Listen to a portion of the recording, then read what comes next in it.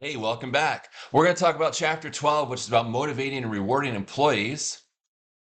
And so, what is motivation? Well, motivation is trying to get an individual to do something that maybe they didn't want to do or to do something they didn't think they could do. And, we can do this in certain ways. We can do this with pay. We can do this intrinsic. We're going to talk all about this. So there are multiple ways to motivate people. As you heard me talk about in previous chapters, the one thing is to meet people where they're at and then find out what motivates them. But we'll talk more about that.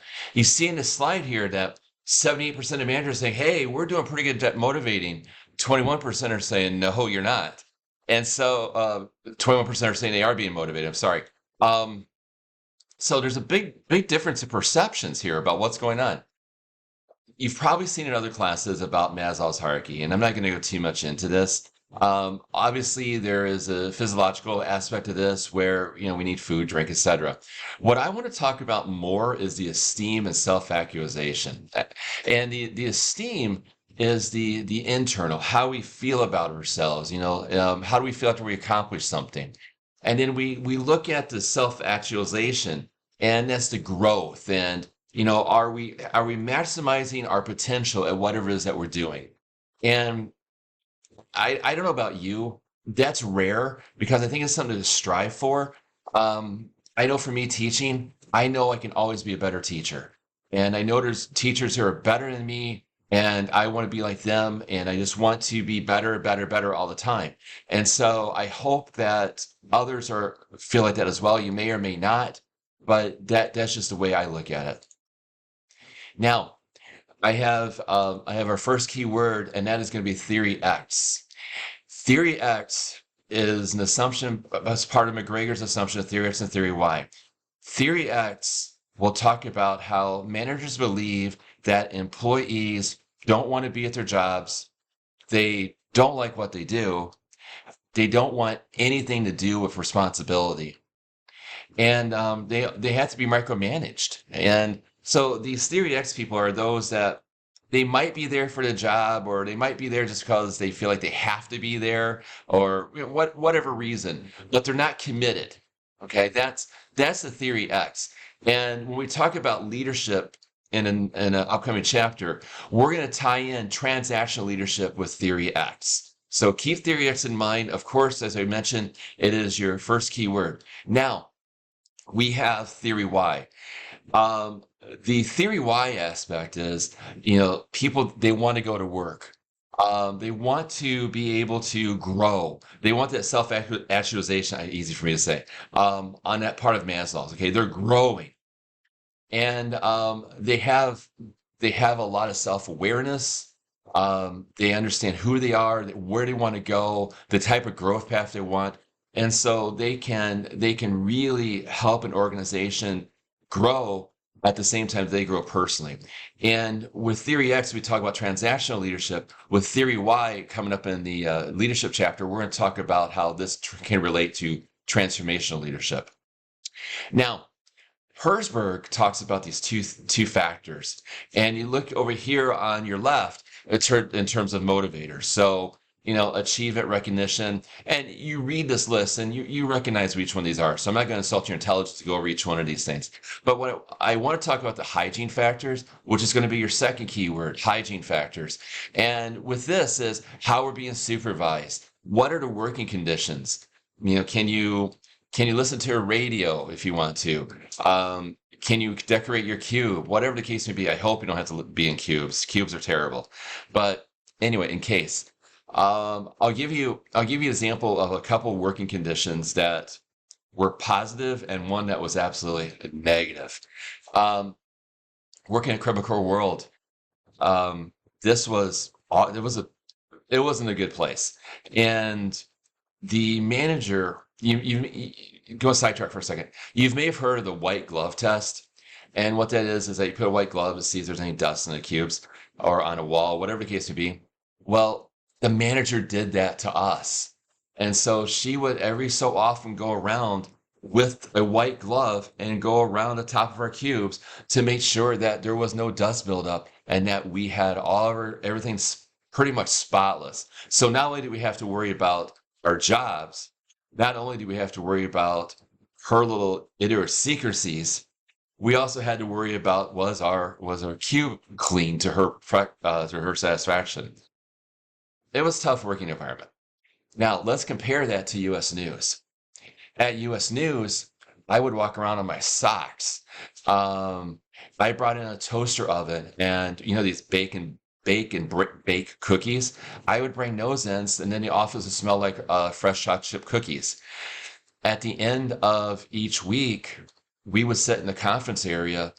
Some of the people would pop one back. I had soda, but they would have a beer, whatever the case may be, at the end of the work week when we got the issue out the door. That was a pretty good working condition.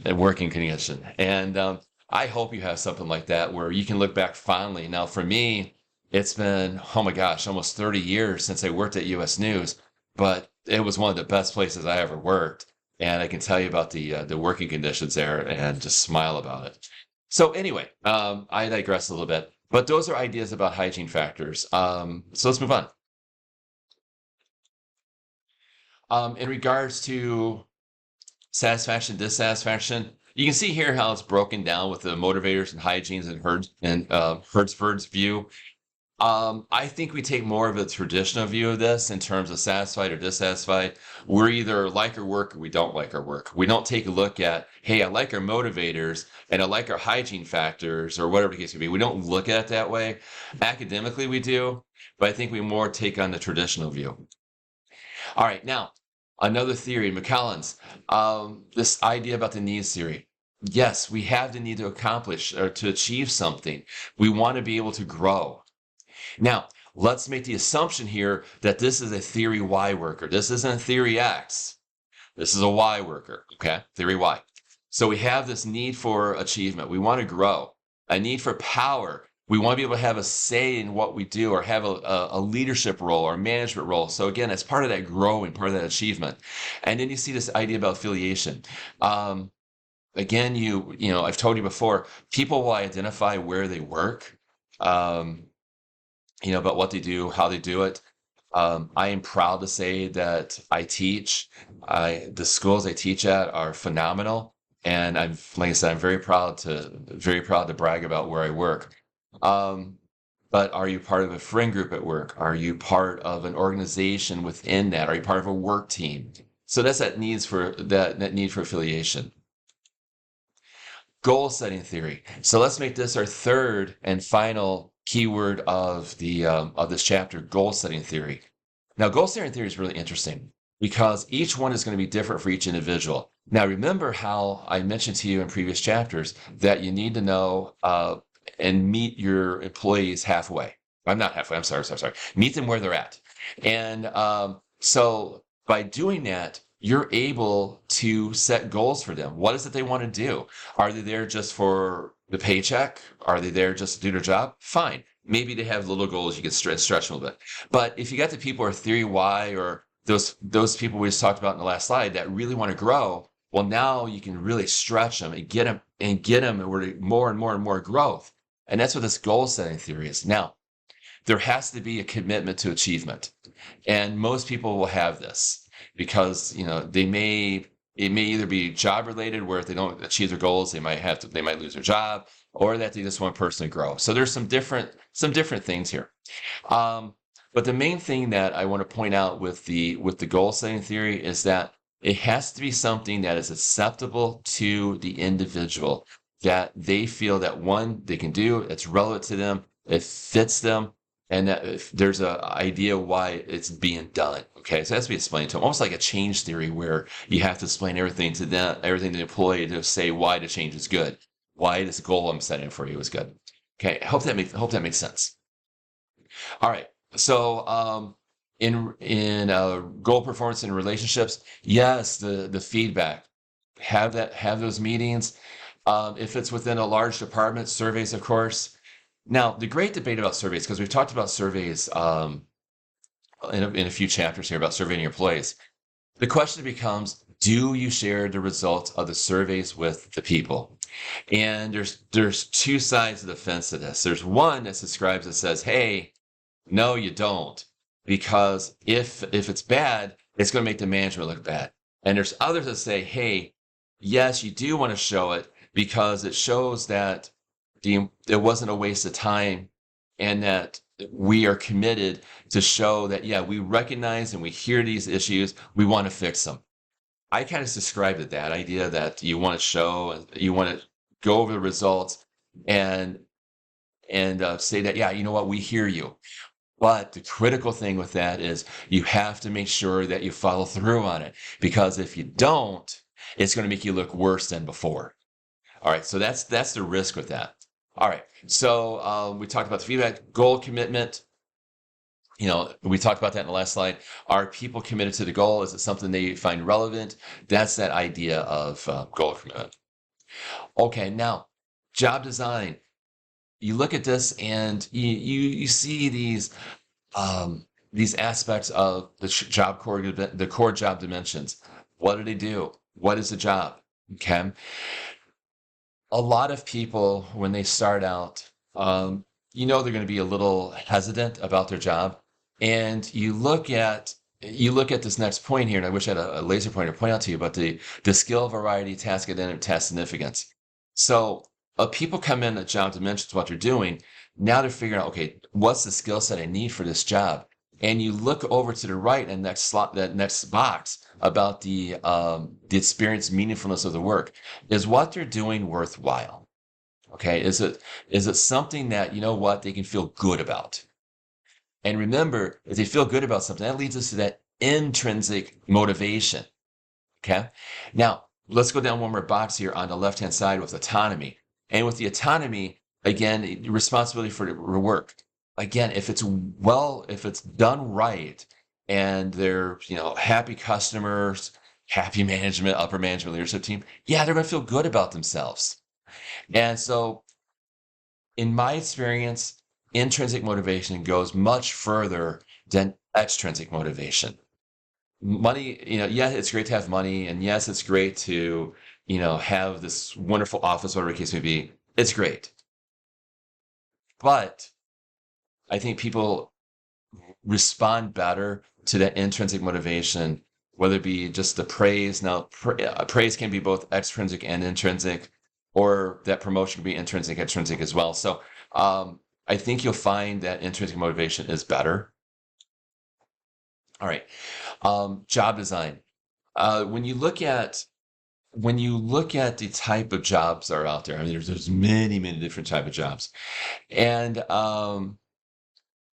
we take and create positions based upon the skill set of employees. So, for example, when I was at the newspaper, I told you in previous chapters, previous chapters about the task force I led. That was based upon the skill sets that I had in order to work with people and know the different aspects of printing and the newspaper. So that helped me lead the task force, and so it gave me a new perspective, and also a new challenge and new position. I was also part of the quality control at that time as well. So that gave me the motivation, and that with that and doing what I've done before and doing it well led me to this new position. And so this job design can really lead to an intrinsic motivation for individuals. Equity theory. So here with equity theory, let's say that person A does, person A does 10 widgets an hour. You do 10 widgets per hour. But person A gets paid $20 an hour. You get paid $16 an hour. And you'd be like, what the heck? Why aren't I getting paid the same amount as person A? Because I'm doing the same work. That's equity theory. So A and B for equal work should have equal pay. That's the equity theory. Now, expectancy theory. This is a little different. So if you do something right, you expect something in return. So maybe if you are looking at and you're doing a great job, and you've been with the organization for 5 years, stellar record at work, customers love you, Oops, let's go back. My hand gestures, I accidentally hit I hit my advance. But anyway, so people love you, customers love you. So you expect that, hey, you know what? I should get a promotion. I should get, I should become a manager, team lead, whatever the case may be in 5 years. All right. So that goal should be, hey, or I'm sorry, that expectation should be, hey, this is what I deserve. That's expectancy theory. All right. So now we look at unique groups of workers, professionals. Yes, I think we have a pretty idea. Those are skilled, whether it be a trade, whether it be from a college degree, whatever the case may be. It's someone who has a very high skill set at what they do. Contingency workers, those folks are, let's say we have a group of temporary individuals, and this used to happen a lot in printing, where we would pack up multiple books and then we would wrap them. Well, the books had to be put together one by one, so they hired a group of temporary workers, and all they did for the day, and I feel so bad for them, is that they just stacked books all day, and then they shrink wrapped them, and then they put them into a box. But it was something that we normally didn't do, so the people who were the employees of the organization didn't do it. They hired temporaries to do it. So that's contingency workers. In regards to employee recognition programs, yes, these work out well. You could have employee of the month. You could have people that are called out in teams.